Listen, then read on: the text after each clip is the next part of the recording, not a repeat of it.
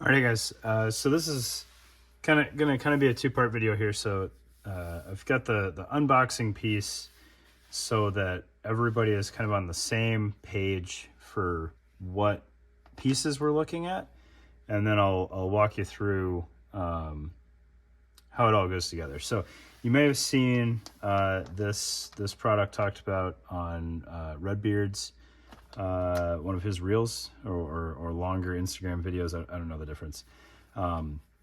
Really cool setup. It's kind of a do-it-all,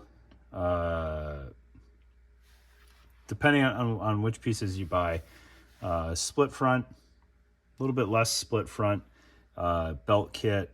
You've got dedicated mag pouches. You have molly. You've got lids.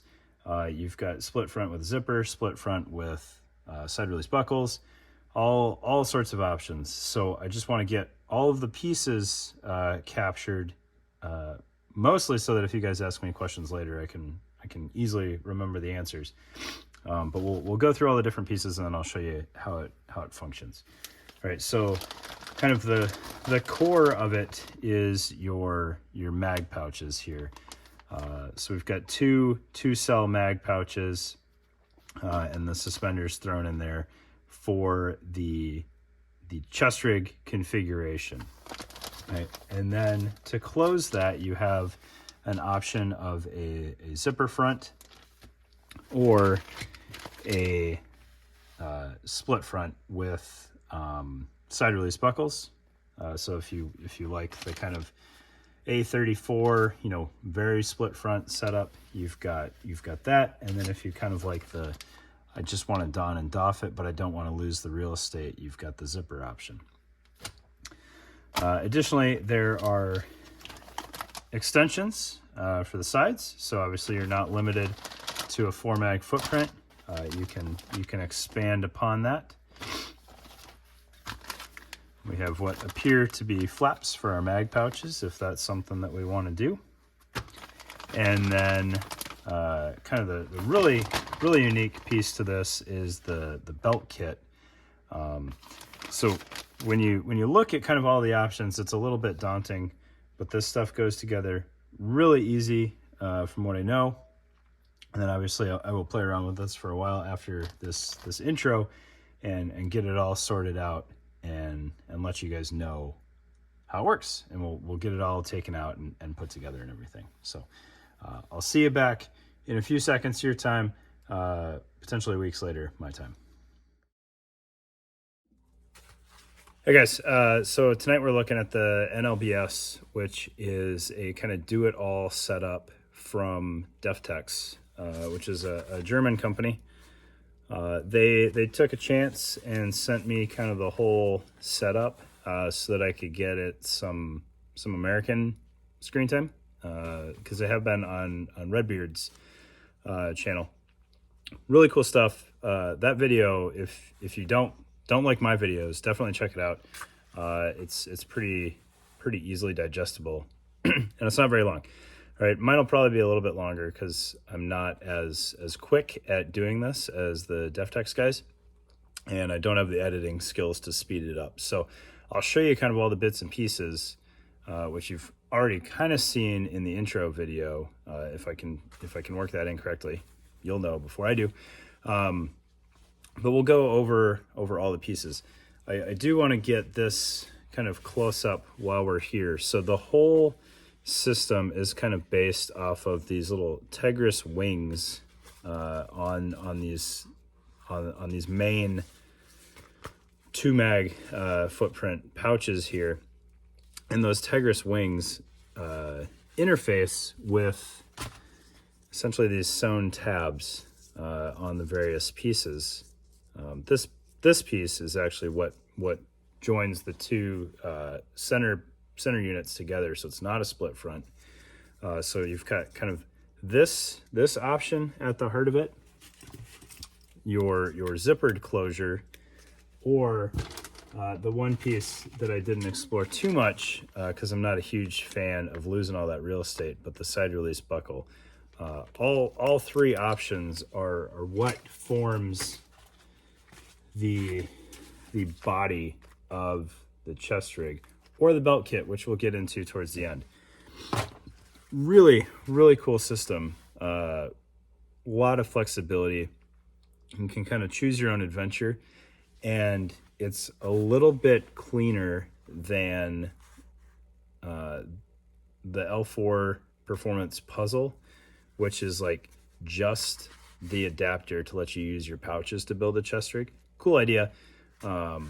This one is a little bit cleaner because it's all the same system. Definitely a more clean option than the chest rig modular chest rig that the GBRS guys just put out. You can definitely tell that thought was put into this, and they wanted to give you a very complete system that can work across, you know, traditional chest rig, split front chest rig, different flavors of split front chest rig, whether you want sewn mag pouches or whether you want a MOLLE platform. So I don't have the MOLLE platform, but you use two. I guess you don't even have to use two. You could just use one of these if you want, but kind of the idea is that you use these two pieces together, and so they have a straight MOLLE platform or this kind of insert accepting pocket here. All right, so I'll get the camera down on the table and we'll walk through how to put this together. I have played around with it in all these different configurations. I like it. I'm a big fan. And you guys should definitely check it out. If you get no further in the video, go hit up their website and check it out. But let's get it on the table and take a look. All right, so I'm just going to kind of walk you guys through how to put this together and how to kind of choose your own adventure on what you want out of the setup. All right, so first things first, I kind of already started threading in this 3 MOLLE extension here, or 3-column extension, just in case I was feeling squirrely and couldn't get this stuff working right. It's really not hard though. So I've got the tabs started through the Tegris. You just pull them a little bit further and that wing will lock in place there as soon as it's all the way in there. I do recommend having needle nose pliers handy when you do this. You don't necessarily need it, but it is gonna speed things up a little bit. So there you can see the end has popped through, and there's really no way for that to come back out.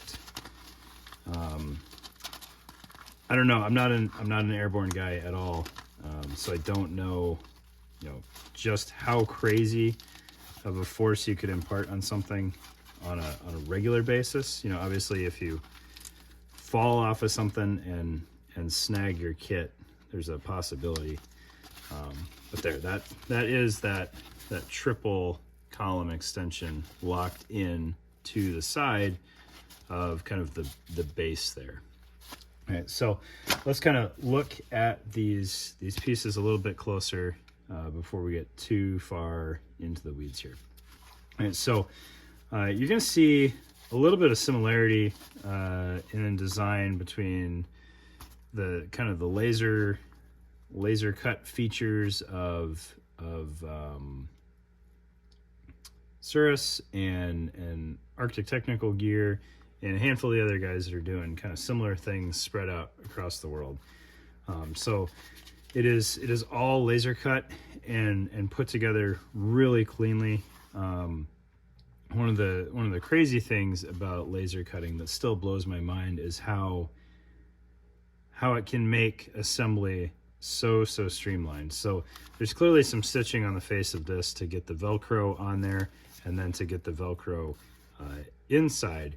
However, the only kind of assembly of the actual pouch body that they had to do was the seams here and then getting the backer on here. So clearly some stitching and working with Tegris, you need a real machine to do it. But it's just crazy how these guys are able to streamline the assembly and get higher quality, more functional kit to you guys at cheaper prices. Right. Fabric is obviously a little bit more expensive than regular Cordura, but so you've got a hook portion on the back.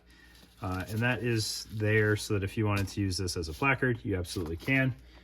You can just slap just the two together and move your buckles around as needed to work with your plate carrier. And there you go, you've got a 4-mag placard with kind of MOLLE wherever you might want it, to add on to that as needed. Additionally, you've got the laser cut holes across the top and across the top on the back, so you can set up bungee retention on there if you wanted. You've got MOLLE or PALs on the outside, as well as some holes there for some shock cord arts and crafts, and holes on the bottom for tourniquet tethers or whatever else you might want to do. Maybe you want to dummy cord your insert in here, or maybe you want to try putting some Kydex in here. You could dummy cord the Kydex in there as well. And it is loop on loop, so your hook and hook backers or inserts will work. I want to say that's the current Spiritus footprint, but I can never seem to remember that. All right. And then a little bit of Velcro on the face for patches and what have you as needed. Right. And then if I didn't make this clear, these are field repairable buckles, so you can move them along the top as needed. These two center pieces are reversible. It doesn't matter which one's left or right, or center if you want to do center. And then obviously I've already talked about you can replace this with a straight MOLLE field, which I don't have, and that's okay. Right. Additionally, they've got their flap kit that you can buy, which mounts in there so it doesn't obscure any of the internal Velcro. So pick your flavor of inserts, and then their flaps will still work. You can mount that as high or low in there as you want, and you can obviously use the Velcro on the face to secure that. Flaps, I think having the option of flaps is always nice, right? Sometimes I like flaps, sometimes I don't. All right, and then we've got the triple column extension on the side there. So just to take a closer look at that, without it mounted, these are directional. So you have a left and a right, and that's, you've got your side release buckle mounting points on the wings there, and then your tabs for tying that off to whatever piece is next to it. It is also kind of a open pocket. I did try a Nalgene. A Nalgene will not quite fit. And then I took a XTS 5000 and put it in there. And there is a little bit of side-to-side room, which is nice because the side connectors seemingly always get in the way. And then obviously you could tighten up the bungee there. That'll keep it fairly well situated. And then once this is wrapped around your body, it shouldn't move around too much. You could use larger military size radios. That'll fill that pouch up better. And you'll have even less issues with things moving around. I would also say, hazard a guess, that this is big enough that if you wanted to, you would have decent luck dropping in potentially even light bearing holsters in these, and then there's a hole on the bottom so you could tether the holster in there. You could also tether the holster off to the sides, or tie it into the laser cut MOLLE on the face. All right, so that's your triple column extension. Your 2-column extension is set up just the same way. However, it doesn't have a pocket on the back. What would have been a little interesting, I don't know that it's worth any time on Deftex's part, but MOLLE would also be an option on the rear of this, or a Velcro field. I think actually MOLLE front and back on these would be really cool, because then if you wanted radios internal, you could absolutely do that and then still have room for activities on the front. All right, so 2-column side panels are an add-on option. Your 3-column side panels are also an add-on option. So to not confuse you, what do you get with the base kit? The base kit is going to come with the 2 centerpieces of your choosing, whether it be 2 built-in pocket or 2 MOLLE. I don't know if you can mix and match without buying a full set. Maybe that's coming later on once they get inventory settled. And then you get your center connector, which makes it a single side opening rig. And then you get your 2 side pieces here. So these will tie off into the sides, and this is how you mount the rest of your harness if you're not using the extension. If you're using the extension, it has the mounting points built into it. So at that point, you just need the buckles off of these, and you don't need the actual adapter there. And then you get your harness, which is a nice harness. I'm a huge fan of this harness. And you get a back strap with some built-in elastic, right? So the harness, just to get this a little bit closer, because sometimes Ranger Green doesn't pop quite like you'd want.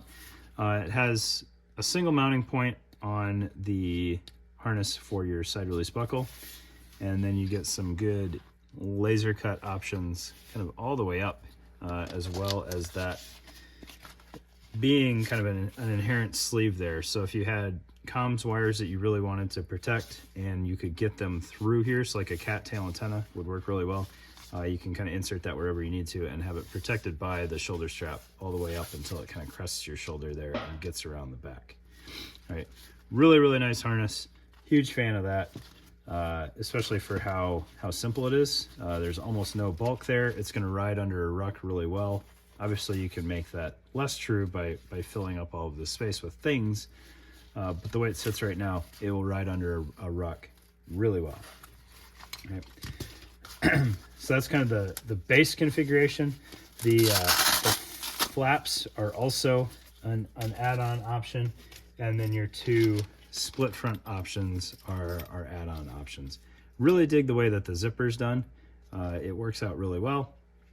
There's enough kind of flexibility in the system that I didn't have any issues getting this to engage, and I wasn't forced to leave the rig super loose to get that to work either. Sometimes when you use tubes in the middle, because you gotta have some vertical offset on the tubes to get them to engage, you can sometimes not get your chest rig quite as tight as you want. The zipper, on the other hand, worked out really well. Big fan of that. All right, so that is the base rig. But then maybe you don't need a chest rig anymore and you want to do a belt kit. So what I'm gonna do is I'm gonna pause and I'm gonna get this off of here, and then I'll show you how the belt kit works.